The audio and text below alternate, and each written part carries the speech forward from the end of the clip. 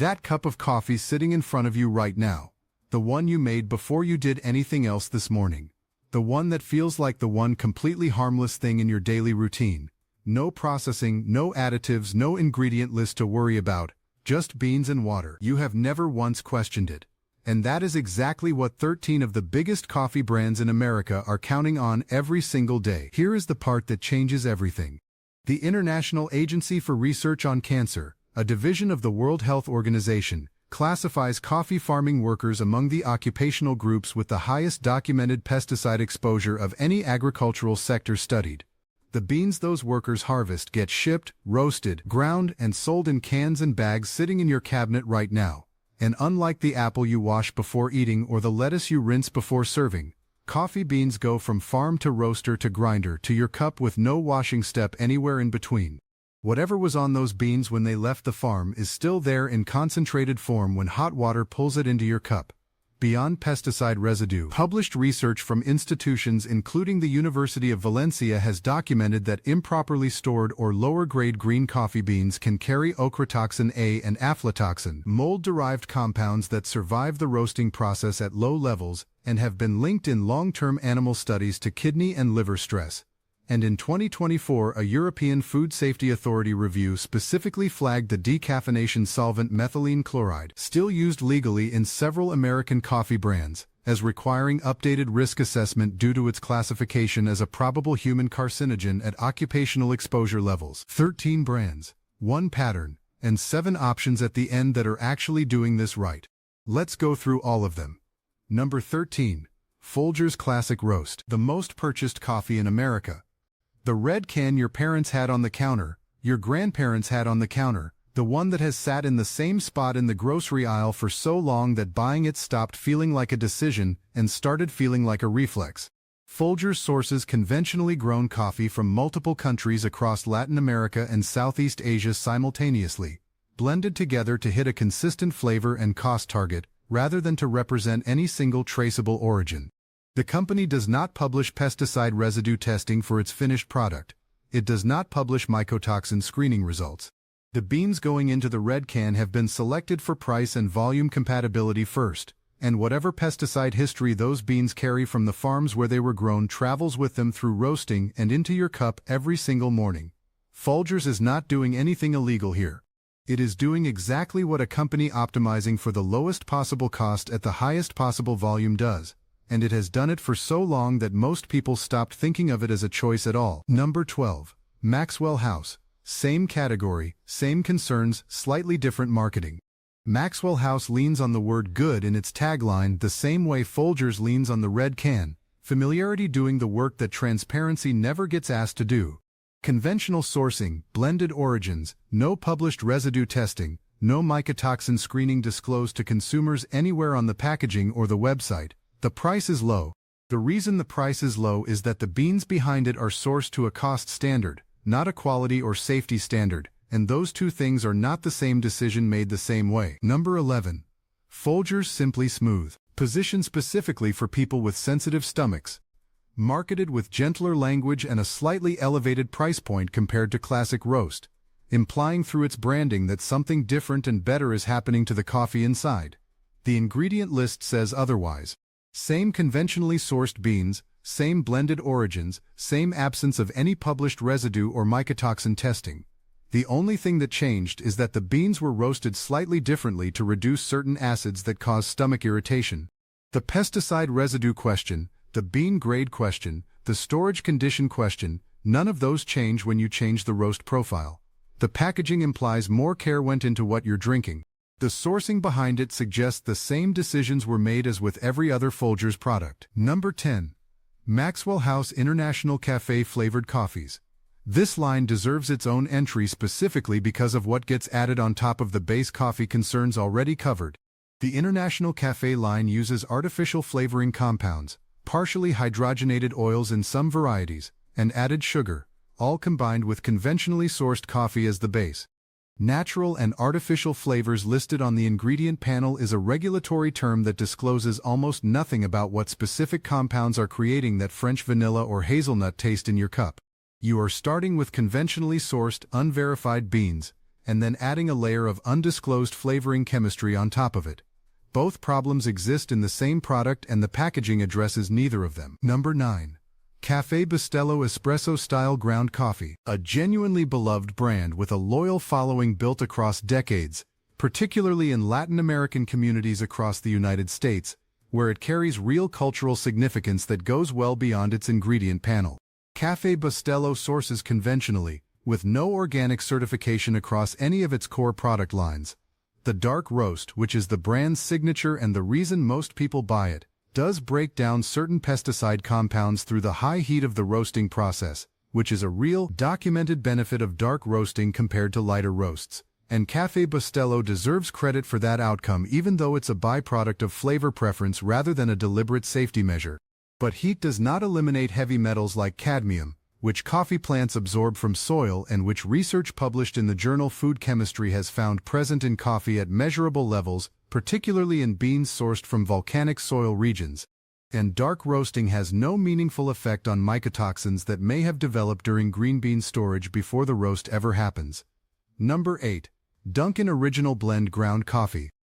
Dunkin' has spent years building its identity around approachability, the coffee for regular people that doesn't pretend to be more than what it is, a deliberate contrast to the premium and artisanal positioning of competitors in a higher price bracket. The ground coffee sold in grocery stores under the Dunkin' name sources conventionally, blends multiple origins and discloses no testing results. What's worth calling out specifically here is the flavored variety line. The Dunkin' branded flavored coffees sold alongside the original blend, which use the same natural and artificial flavors designation discussed with Maxwell House International. There is also a documented inconsistency worth noting between the coffee served at actual Dunkin' restaurant locations, which operates under separate supplier agreements and quality standards, and the grocery store branded product carrying the same name. The logo is identical. The supply chain behind it is not necessarily the same. Number 7. 8 O'Clock Coffee. A brand that markets itself specifically around the idea of doing things the right way, slowly, carefully, with attention to quality, positioning it above the Folgers and Maxwell House tier without reaching into specialty coffee pricing territory. 8 O'Clock sources conventionally, publishes no residue or mycotoxin testing, and the quality signaling in the branding is not backed by any third-party certification or publicly available supply chain documentation that would allow a consumer to verify what that quality claim actually means in practice. Number 6. Starbucks Ground Coffee sold in grocery stores. The most important distinction to make at the start of this entry is that the Starbucks coffee sold in grocery store bags is not the same supply chain as the coffee brewed inside Starbucks retail locations, which operates under different sourcing agreements and certification standards.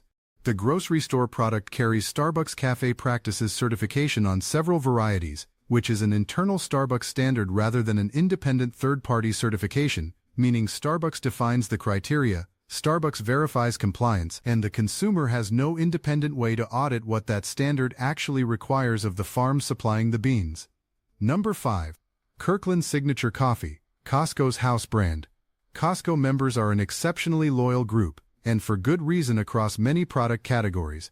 The Kirkland name has earned a reputation over decades built on genuine value, but the coffee category is where that reputation runs into a structural challenge. Kirkland sources coffee from multiple origins and roasts it through a third-party roaster, with the finished product carrying no organic certification across the core varieties and no published residue testing that consumers can review.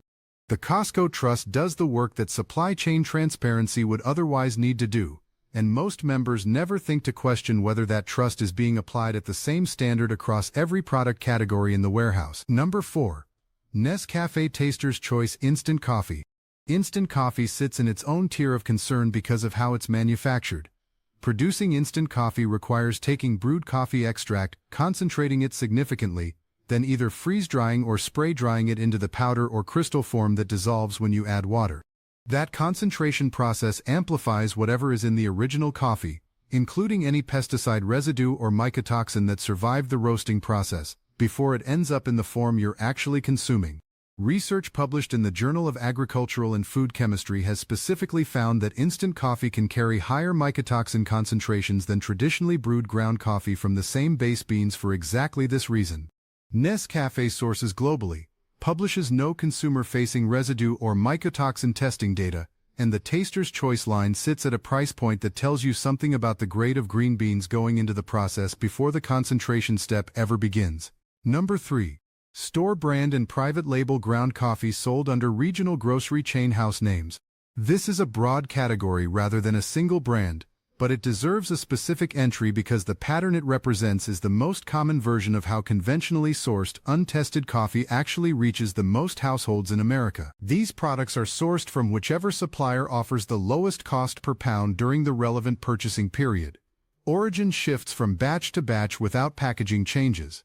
Quality grade is determined entirely by price negotiation rather than by any published standard. And the absence of any brand reputation attached to the product means there's essentially no public accountability mechanism applying any pressure toward better sourcing or safety screening decisions. Number 2. Chemically decaffeinated coffee sold without disclosing the decaffeination method. This entry applies across multiple brands rather than one, because the issue is a process disclosure problem rather than a single company's decision. Methylene chloride, the solvent used in one of the most common commercial decaffeination processes, remains legal in the United States as a trace residual in finished decaf coffee at levels the FDA has deemed within acceptable risk parameters.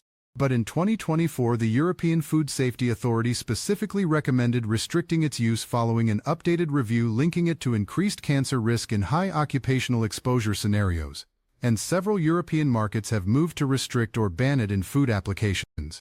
The critical problem for American consumers is not simply that this solvent exists in some decaf products. The critical problem is that the packaging on most decaf coffee sold in the United States tells you absolutely nothing about which decaffeination method was used, which means a consumer specifically choosing decaf for health reasons has no reliable way of knowing whether they're drinking Swiss water processed coffee or methylene chloride processed coffee without researching each individual brand independently. Subscribe to Scam Uncovered right now before we get to the final entry on this list, because what we are about to cover is the version of this problem that almost nobody is talking about and that affects more people than any other entry on this countdown. We do this every single week, and the next few minutes are going to change how you look at something you've been buying on autopilot for years. Number 1. Ultra discount and bulk ground coffee sold at dollar stores and the lowest price shelves of grocery chains, priced so far below every other coffee on this list that the raw math raises a genuine question about what is actually inside the bag. Green coffee beans are a commodity with a market price. Roasting, grinding, packaging, and distributing them costs money on top of that commodity cost. When a finished ground coffee product sells at retail for less than what the raw commodity input and processing alone should cost at any reasonable margin, something in that chain has been substituted or compromised to make the math work. International food safety investigations, including reports from Brazil's National Health Surveillance Agency and several European Union border inspection findings over the years, have documented ground coffee products, particularly at the ultra-low price tier, being adulterated with roasted corn, roasted barley, roasted chicory, ground coffee husks, and in some cases ground coffee sticks and twigs, all used to extend the volume of the finished product while still selling it under a label that says pure coffee or 100% coffee. The adulterants themselves are not inherently toxic, but the practice is outright fraud, and at that price point the green bean sourcing is also almost certainly drawn from the lowest available grade, carrying the highest documented likelihood of mycotoxin contamination due to lower quality harvest conditions and storage practices that allow mold development before the beans ever reach a roaster. That is the full picture across all 13. Conventional sourcing with no consumer-facing testing transparency, instant processing that concentrates whatever the base beans carried, decaf processing methods left undisclosed on packaging designed specifically for health-conscious buyers, and at the bottom of the price spectrum, documented evidence of outright adulteration in the category. Here is what you can check tonight before you make your next coffee purchase.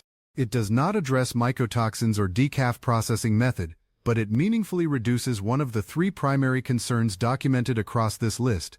For decaf specifically, look for Swiss water process or CO2 decaffeination disclosed clearly on the package. Both are chemical-free methods. If the package says decaf with no method listed anywhere, that absence is itself a meaningful data point about what the company would rather you not investigate. For mycotoxin risk specifically, Buy whole bean coffee over pre-ground wherever possible. The increased surface area of pre-ground coffee accelerates oxidation and provides more opportunity for mold development during storage than intact whole beans sitting in a sealed bag. Grind immediately before brewing. Now the 7 brands worth actually trusting. Purity Coffee is the first and most direct answer to every concern documented on this list. The brand was built specifically around third-party laboratory testing for mycotoxins, pesticide residue, and acrylamide, with actual test results published publicly on their website for any consumer to review before purchasing. This is the standard every brand on the Avoid list should be held to and isn't. Life Boost Coffee tests every single batch for over 400 pesticides and publishes mycotoxin screening results publicly. Single origin sourcing from clearly named farms in Nicaragua. USDA certified organic. Low acid through a specific processing method. The testing transparency alone separates this brand from 13 of the most purchased coffees in America. Kicking Horse Coffee carries USDA organic and fair trade certification across its entire product line. Roasts in small batches in Canada with clear origin disclosure on every bag, and does not use any artificial flavoring compounds in any variety. The certification stack here is independently verified rather than self-reported, which is the critical distinction between genuine accountability and marketing language. Volcanica coffee sources from named volcanic soil regions, with specific farm-level origin disclosure, a meaningful distinction from the blended anonymous sourcing that characterizes most brands on the Avoid list. Single origin means a single accountable supply chain, and single accountable supply chains are far harder to adulterate or compromise undetected than blended global sourcing. Equal Exchange is a worker-owned cooperative rather than a conventional corporation, certified organic and fair trade, with supply chain transparency published at a level that most conventional brands don't even attempt. The cooperative structure means the people making sourcing decisions are directly accountable to the growers and the consumers simultaneously, rather than to a shareholder return target. Café Altura carries USDA-certified organic across its core line with longer operational history in the organic space than most specialty brands, making it one of the more accessible organic options available at mainstream grocery chains rather than requiring a specialty store or online purchase. And the 7th option, the most reliable choice on this entire list and the one requiring no brand research at all, is buying whole bean certified organic coffee from any verified source, storing it in an airtight container away from heat and light, and grinding it yourself immediately before brewing each morning. This single habit eliminates pre-ground storage oxidation risk, removes the question of what happened to the beans between grinding and packaging, and ensures the freshest possible extraction from whatever beans you've chosen. The cost per cup is lower than nearly every premium packaged option on this list. The control you have over what goes into your cup is total. Here is the one rule that covers every purchase decision in this entire category. If the brand cannot tell you where the beans came from, how they were grown, and what the finished product tested for before it was packaged, the gap between what you don't know and what might be in your cup is exactly the gap these companies are counting on you never asking about. If this changed how you think about the first thing you drink every single morning, hit like, drop in the comments which brand was in your cabinet, and subscribe to Scam Uncovered so you never miss the week we open up the next label nobody else bothered to read. Stay sharp, and I will see you in the next one.